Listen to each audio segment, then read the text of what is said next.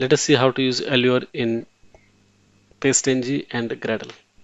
So in the Gradle project, we have got build.gradle file, and in that you have to add this plugin idio.q meta.allure version 2.12.0. So whatever is the version of that plugin, you can add it here. Then you have to set the version for the Allure. So this version is different from this version. So this is the version of the plugin. This is the version of actual Allure. That's it. So that is very simple setup for the Allure. Only these things you need to add in your build Gradle. And once that is done, you can run your tests. Okay. So what happens is that with this plugin, Allure automatically gets integrated with the Gradle. And it doesn't matter if you are using the testng or any other method or way to run the tests. So I'm using this testng, but even if you're using JUnit, Allure should work for it. So what happens is that it automatically gets the data from the testing framework like testng and then generates the report.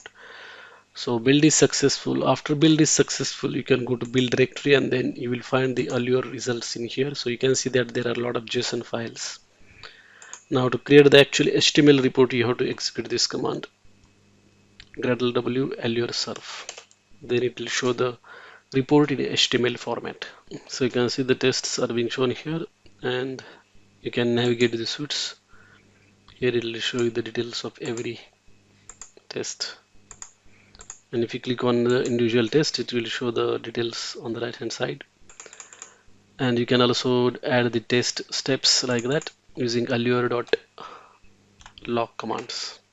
So in your tests, you can use these statements to add details to the test. For example, if you want to label the test, you want to add the step, if you want to add the attachment.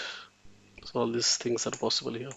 If you want to create the standalone HTML report, you can use this command. Make sure that this command is run after the tests have been run. So what it does is that it creates the HTML report using the JSON files that are in this directory build/allure results, and it creates the HTML report in Allure reports directory. You can see the report is generated to Allure report. So you can go here, and then this is the standalone HTML file which you can share with anyone via like email or any other mode of communication. Thank you.